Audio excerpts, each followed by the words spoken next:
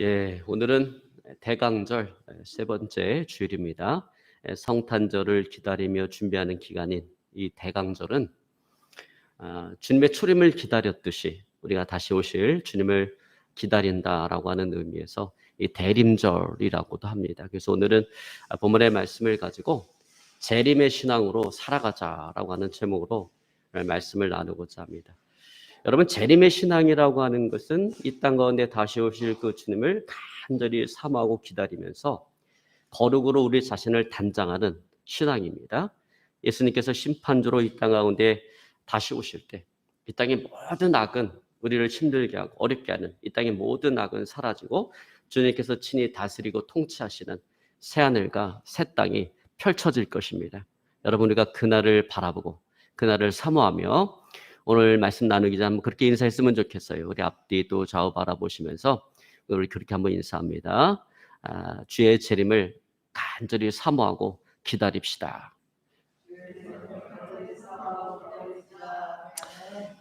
아멘.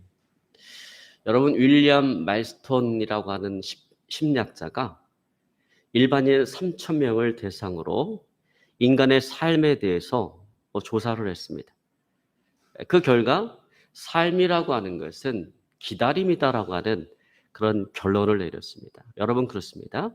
우리의 인생이라고 하는 것은 출발부터가 기다림으로 시작이 되어집니다. 여러분, 산모가 아이를 잉태하고 10달을 기다려야 출산의 기쁨을 얻을 수가 있습니다. 10달을 채우지 못하고 조산하게 되면 그 조산된 아이는 인큐베이터에서 나머지 날들을 채워야 됩니다. 여러분, 찬란한 아침도 길고 긴 그 어두운 밤을 기다려야 맞이할 수가 있습니다. 따스한 봄도 매서운 겨울을 우리가 참고 기다려야 우리 곁에 찾아옵니다. 또 가을의 풍성한 수확도 여름의 지루한 장마와 또 무서운 태풍을 견뎌내고 기다려야 맛볼 수가 있습니다. 여러분, 이처럼 우리 인생이라고 하는 것은 기다림의 연속입니다. 자, 사람들은 모두 다 이런 기다림 속에 내일을 바라보며 오늘의 어려움을 이겨내고 있는 거예요. 여러분, 그리고 우리가 무엇인가를 기다리고 있다라고 하는 것은 아직도 우리에게 소망이 있다라는 것입니다. 여러분, 반대로 기다리는 것이 사라지는 날, 기다림이 없어지는 날, 그때를 우리는 절망이다라고 이야기합니다. 여러분, 그러므로 인생이라고 하는 것은 기다림 그 자체에 의미를 두고 살아가야 된다라는 거예요. 자, 여러분, 그런 의미에서 신앙생활도 기다림이라는 것입니다. 자, 여러분, 우리는 기도하고 하나님의 응답을 기다립니다. 우리는 하나님을 예배하고 말씀을 묵상하면서 신앙의 성숙을 기다립니다. 그리고 무엇보다도 중요한 것은 우리는 이 땅에 다시 오실 그 주님을 간절히 사모하며 기다리고 살아가고 있다라고 하는 것입니다. 여러분, 이처럼 신앙생활이라고 하는 것도 기다림이다라는 거예요. 여러분, 예수님의 초림에 대해서 이사야 선지자가 예언을 했지만 그 예언이 성취되기까지는 700년이라고 하는 그 시간을 기다려야 됐습니다. 자, 그리고 이렇게 예수님의 초림을 간절히 사모하고 기다렸던 사람들 가운데 대표적인 사람이 누가복음 2장에 나오는 시므온이라고 하는 사람입니다. 여러분, 누가복음 2장 25절에 보니까 그 시므온이라는 사람에 대해서 이렇게 말씀하고 있습니다. 예루살렘에 시므온이라는 사람이 있으니 이 사람은 의롭고 경건하여 이스라엘의 위로를 기다리는 자라. 여러분, 시므온은 이스라엘의 위로를 기다리는 자예요. 이스라엘의 위로가 되시는 메시아, 그 예수님을 기다리는 사람이었다. 그리고 그 기다림은 마침내 응답이 되어서 2000년 전 예수님께서 이 땅 가운데 오셔서 우리 죄와 저주의 문제를 해결해 주시고 십자가에 못 박혀 죽으심으로 죄와 저주의 문제를 해결해 주시고 부활 승천하셔서 주님은 다시 오실 것을 우리에게 약속해 주셨습니다. 여러분, 그러므로 우리가 이 대림절 기간을 보내면서 초림하셔서 우리의 죄와 저주의 문제를 해결해 주신 그 예수님께 감사하며 또 심판대로 다시 오실 그 주님을 간절히 사모하며 기다려야겠습니다. 여러분, 그런 의미에서 우리 다시 한번 인사합시다. 다시 오실 주님을 간절히 사모하며 기다립시다. 아멘. 여러분, 구약시대 인사는 샬롬이었어요. 사람들을 만날 때마다 샬롬 하고 인사합니다. 여러분 그 샬롬의 의미는 너무나 잘 알고 있죠. 평안, 또 평화를 이야기합니다. 여러분 구약 시대는 전쟁이 많았어요. 그래서 봄이 돌아오면 항상 이 전쟁이 너무나도 치열하게 많이 일어났습니다. 그렇기 때문에 그들에겐 이 평화가 필요했고 그들은 평화를 사모했고 가장 그들에게 있어서 소중한 것은 평화였다라는 거예요. 그래서 그들은 서로 만날 때마다 샬롬라고 인사를 하면서 그렇게 그들은 평화를 갈망했다라고 하는 것입니다. 자, 그러나 오늘 본문에 나온 초대교회는 아주 혹독한 박해를 겪고 있었어요. 초대교회는 이렇게 혹독한 박해를 겪으면서 그들은 예수님의 재림을 더욱더 간절히 기다렸다라는 것입니다. 왜냐하면 예수님께서 하루속히 재림하셔야 이 땅의 모든 낙을 심판하시고 고난받는 자신들을 새하늘과 새 땅인 그 천전왕국으로 인도해 주실 것이기 때문에 그렇습니다. 그래서 초대교회 성도들의 인사는 뭐였냐면 만날 때마다 그들은 마라나타 이렇게 인사를 했던 거예요. 여러분 마라나타라고 하는 말은 아람어로서 주여 오시옵소서, 주여 어서 오시옵소서라고 하는 그런 의미입니다. 이렇듯 초대교회 성도들은 서로 만날 때마다 마라나타 이렇게 인사하면서 주의 재림을 간절히 사모하며 기다렸던 거예요.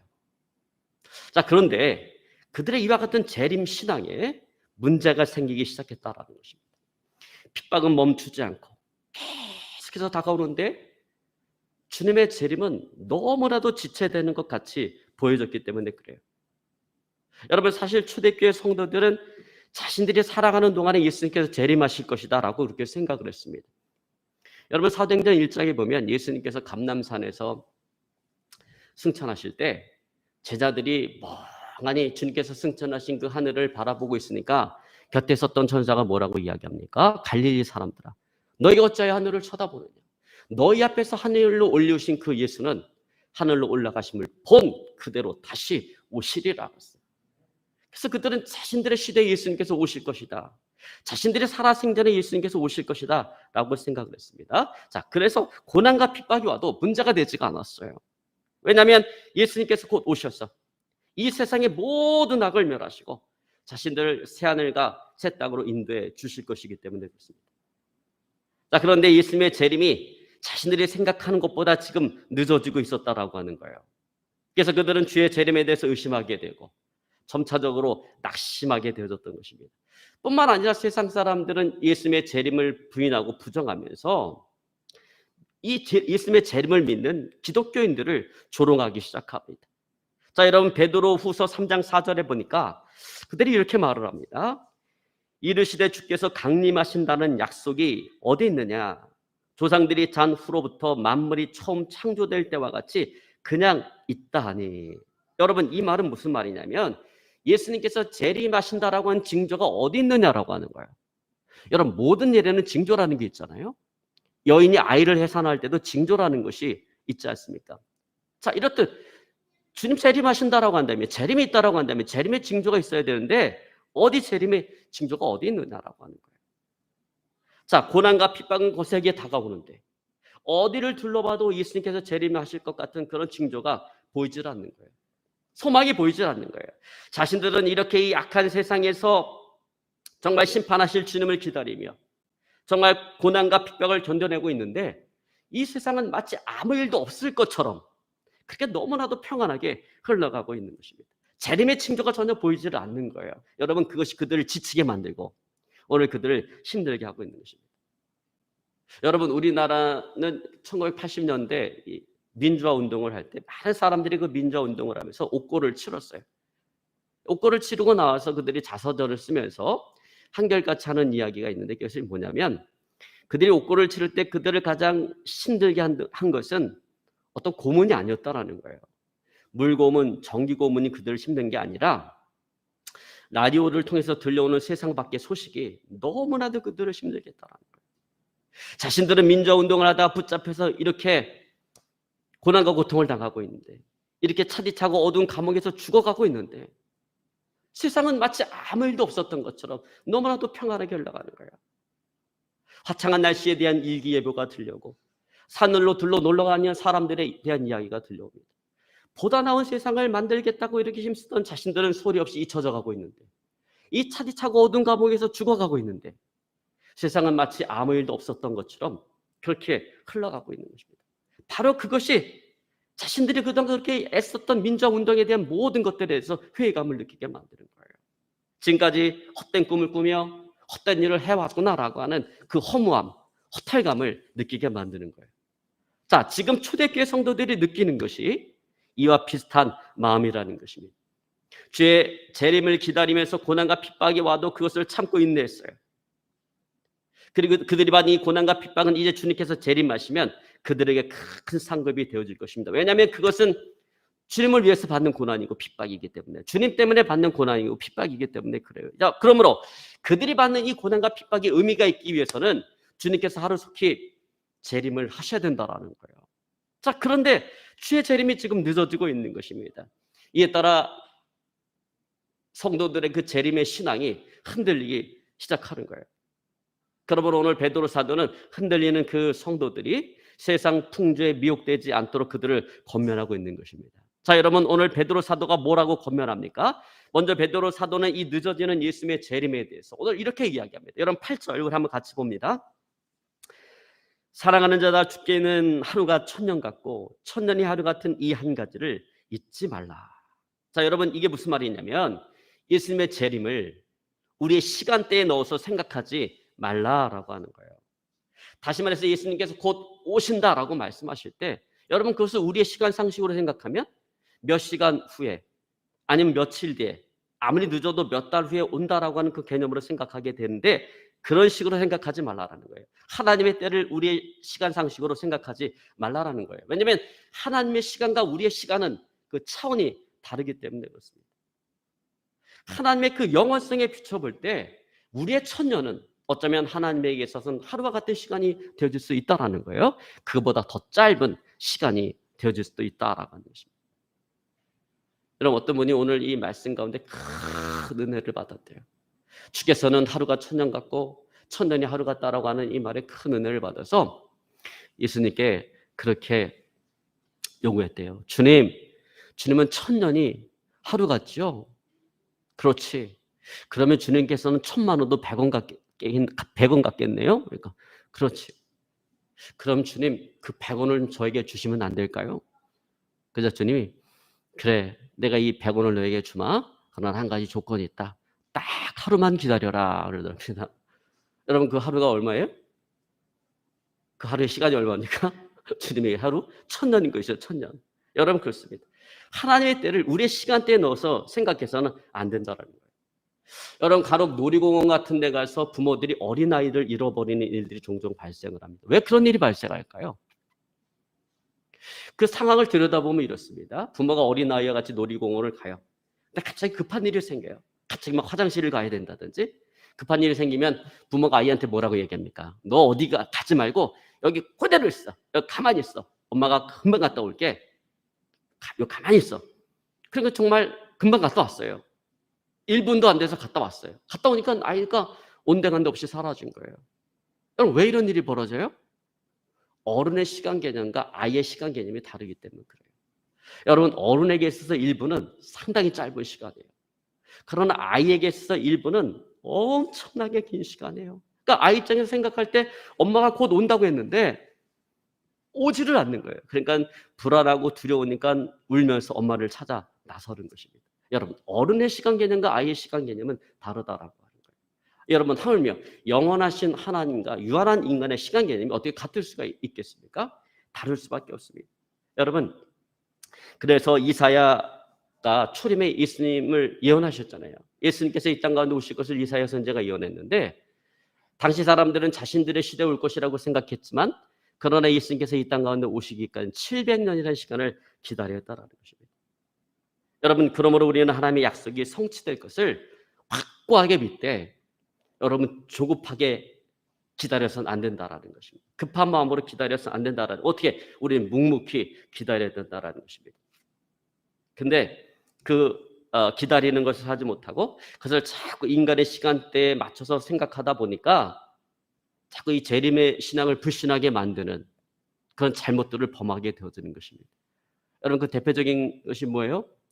제7일 안식일 예수 재림교회를 만든 윌리엄 밀러라고 하는 사람입니다.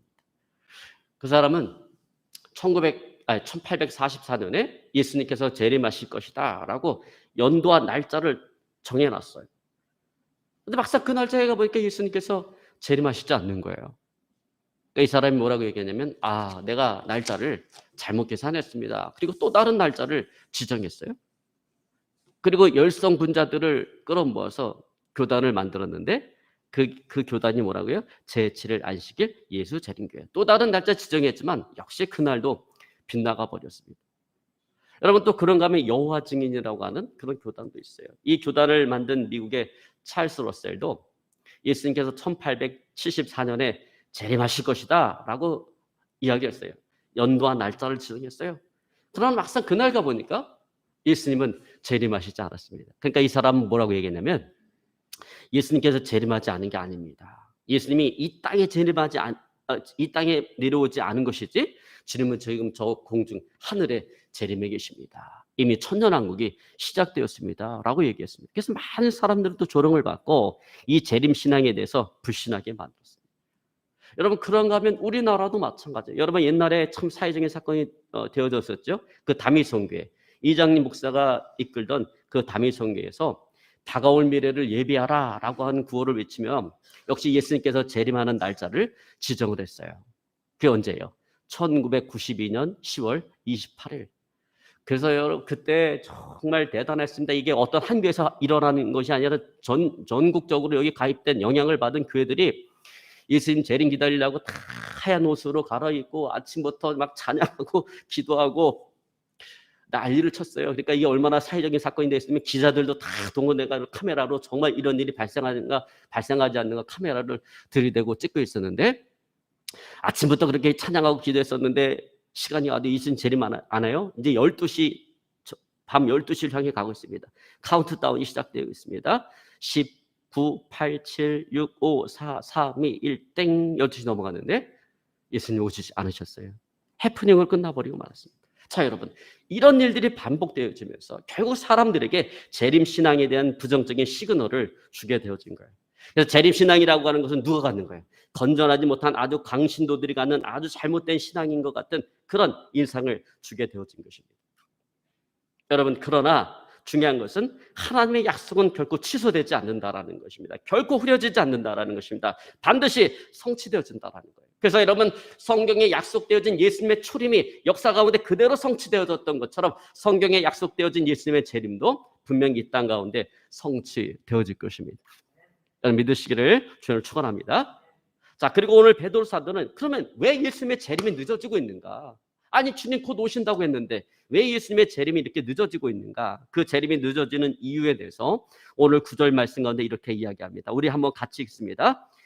주의 약속은 어떤 이들이 더디다고 생각하는 것 같이 더딘 것이 아니라 오직 주께서는 너희를 대하여 오래 참으사 아무도 멸망하지 아니하고 다 회개하게 이르기를 원하시느니라. 아멘. 이런 것입니다. 예수님이 재림이 늦어지는 이유는 오직 하나라는 거예요. 그래서 많은 사람들이 회개하고 구원받기를 원하시기 때문이라는 거예요. 이 세상에 벌어진 악을 보면 당장이라도 내려가서 심판하고 싶지만, 그러나 한 영혼이라도 구원받기를 간절히 바라는 마음에 그 거룩한 분노를 억누르고 있다라고 하는 거예요. 그래서 어떤 목사님이 이런 예수님의 모습을 어떻게 표현했냐면, 문고리를 꽉 붙잡고 있는 예수님으로 표현하셨어요. 당장 그 문을 열고 내려가서 심판하고 싶지만, 그러나 한 영혼이라도 더 구원받기를 간절히 바라는 마음에 그 문고리를 꽉 붙잡고 있다는 거예요. 여러분, 예수님께서 오래 참고 기다려 주셨기 때문에 여러분, 우리가 회개하고 구원받은 하나님의 자녀가 되어진 것입니다. 여러분, 그러므로 예수님께서 참아주실 때, 은혜를 베풀어 주실 때 하루속히 회개하고 주님께 돌아와야 되는 거예요. 여러분, 예수님께 은혜를 베풀어 주실 때 내 주변에 믿지 않는 그 영혼들을 여러분 주님 앞으로 인도할 수 있기를 오늘 시간 주님을 축원합니다. 여러분, 주님께서 참아주시는 그 시간이 지나가면, 은혜를 베풀어 주시는 시간이 지나가면 우리는 더 이상 하나님의 궁유를 기대할 수가 없습니다. 여러분, 그때는 모든 피조물들이 다 심판의 대상일 뿐인 거예요. 여러분, 노아의 방주의 문이 열렸을 때 들어가야지 그 문이 닫히고 나면 다시금 그 문은 열리지 않는다라고 하는 것입니다. 여러분, 그러면 방주 밖에 있는 모든 피조물들은 심판의 대상이 되어지는 거예요. 여러분, 마찬가지입니다. 주님의 은혜 안에 거할 수 있는 은혜의 문이 열렸을 때 우리가 회개하고 주님께 돌아가야지. 그 은혜의 문이 닫히고 나면 이 세상과 함께 불로 심판받을 수밖에 없다라는 거예요. 그러면 오늘 베드로 사도는 10절에 그 심판을 이렇게 이야기합니다. 그러나 주의 날이 도둑같이 오리니 그날에는 하늘이 큰 소리로 떠나가고 물질이 뜨거운 불에 풀어지고 땅과 그 중에 있는 모든 일이 드러나리로다. 여러분 그렇습니다. 주님께서 심판주로 이 세상 가운데 오실 때 이 세상은 뭘로 심판을 받는가? 불로 심판을 받는다. 여러분 노아 시대 때는 뭘로 심판받았어요? 물로 심판받았죠. 그러나 이 세상 끝날인 주님 재림하시는 그날에 이 세상은 불로 심판을 받게 되어준다는 것입니다. 자 여러분, 그러므로 우리가 어떻게 살아가야 되겠는가? 중요한 것은 이것이죠. 그렇다면 우리가 어떻게 살아가야 되겠는가? 오늘 주의 재림을 사모하면서 주님을 맞이하기에 합당한 모습으로 살아가야 된다는 거예요. 여러분 그렇게 살아갈 수 있기를 오늘 시간 주로 축원합니다. 여러분 우리가 주님의 재림을 간절히 사모하고 기다려야 돼요. 그러나 우리가 사모하고 기다린다고 해서 다 주님을 맞이할 수 있는 그리스도의 거룩한 신부가 되는 것은 아니다라고 하는 거예요. 여러분 우리가 예수님의 재림을 간절히 사모하고 기다린다라고 하는 의미에서 본다면 우리보다도 누가 더 열성적이에요? 이단들이 더 열성적이고 더 간절합니다. 그러나 그렇다고 해서 그들이 그리스도의 신부가 되어질 수는 없다라는 거예요. 왜? 그들은 그리스도의 신부가 될 자격이 없기 때문에 그렇습니다. 여러분 그러므로 우리는 이 땅에 다시 오실 그 주님을 간절히 사모하며 기다리되 주님 맞이하기 합당한 모습으로 기다려야 되는 것입니다. 사모하며 기다려야 되는 것입니다. 여러분 그런 의미에서 오늘 베드로 사도는 11절로 12절에 오늘 이렇게 말씀하고 있습니다. 오늘 같이 봅니다. 이 모든 것이 이렇게 풀어지리니 너희가 어떤 사람이 되어야 마땅하냐? 거룩한 행실과 경건함으로 하나님의 날이 임하기를 바라보고 간절히 사모하라. 그렇습니다. 재림하실 주님을 맞이하는 그 교회는 무엇보다도 거룩한 행실과 경건함을 유지해야 된다는 거예요. 주님을 맞이할 신부될 교회의 자격은 바로 거룩함에 있다라고 하는 것입니다. 그래서 여러분 교회가 거룩함을 잃어버리면 더 이상 그리스도의 신부가 아니라 거룩한 그리스도 신부가 아닌 것입니다. 그저 음료에 지나지 않을 뿐인 것입니다. 여러분 우리나라 중동붐이 일어났을 때 되게 많은 남편들이 중동 건설 현장에 가서 열심히 일해서 그 번 돈을 다 가족들에게 송금을 했어요. 1년 만에 남편으로부터 편지가 왔습니다. 여러분 그 편지를 받은 그 아내는 얼마나 기쁘고 행복했을까요? 그러나 그 편지를 딱 읽는 순간 얼굴이 노래지고 사색이 되었습니다. 왜냐하면 남편이 열심히 돈을 보내줄 때 그걸 잘 저축을 하고 지혜롭게 잘 관리했으면 좋겠는데 남편이 벌어다 보내준 그 돈을 가지고 온갖 쾌락을 즐기는 부정한 여인이 되었기 때문에 그렇습니다. 여러분 그 여인에게 남편이 오는 날은 기쁜 날이 아니라 그날은 심판의 날이 될 것이다. 여러분 마찬가지라는 거예요. 다시 오실 주님을 맞이하는 그 교회도 마찬가지인 것입니다. 여러분 거룩함을 잃어버린다면 이와 다를 바가 없다라는 것입니다. 실제 있었던 일인데 미국의 패턴 목사님께서 어느 날 환상 가운데 예수님을 만났어요. 그 예수님께서 목사님에게 말합니다. 종아, 네가 이 교회에서 목회한 지가 어느 정도 되니? 예, 제가 이 교회에서 20년간 목회를 했습니다. 그래? 그러면 성경에는 내가 이 땅 가운데 재림한다라고 하는 이야기가 2000번도 넘게 나오는데 너는 이 교회를 목회하면서 재림에 대한 설교를 몇 번이나 했느냐? 돌아보니까 재림에 대한 설교를 한 번도 하질 않았습니다. 그래서 주님 한 번도 한 적이 없습니다. 그러니까 주님께서 슬픈 얼굴빛을 하고 사라지셨습니다.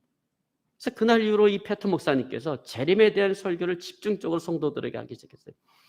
그랬더니 성도들의 불만이 폭주하기 시작했습니다. 목사님 재림 설교 이제 그만하세요. 재림 설교 지겹습니다. 아니 주님 재림하시면 그냥 하늘로 올라가면 되지. 뭐 그렇게 매일같이 재림 설교를 합니까? 오늘 주일 저녁 예배 때 목사님이 정말 그 교회 신실한 집사님한테 나팔을 들고 교회 저 천정에 숨어 있다가 내가 예배하는 가운데 하늘을 쳐다보면서 주님 재림하십니다. 그러면 나팔을 불라라고 주문했어요. 왜? 성경에 보니까 주님 재림하실 때 천사장의 나팔 소리와 함께 주님께서 재림하신다고 했기 때문에 그렇게 주문했어요. 예배를 드리다가 목사님이 갑자기 하늘을 쳐다보면서 성도 여러분 예수님께서 지금 재림하십니다. 그러니까 그 천장에 숨어있던 집사님이 있는 신껏 나팔을 불었습니다. 그러니까 난리가 났습니다. 아멘 주 예수여 어서 오시옵소서 이런 게 아니라 다들 의자 밑으로 들어가기에 너무나 바빴던 거예요.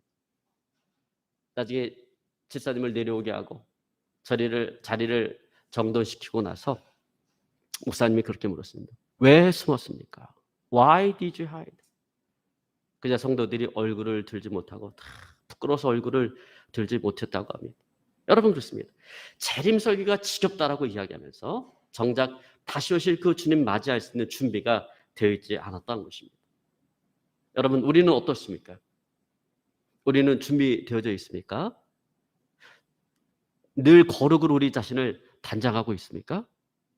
주님 오늘 오신다 할지라도 아멘 주 예수여 어서 오시옵소서라고 말할 수 있는 그런 삶을 우리가 오늘 살아가고 있는가? 우리 돌아봐야 된다는 것입니다.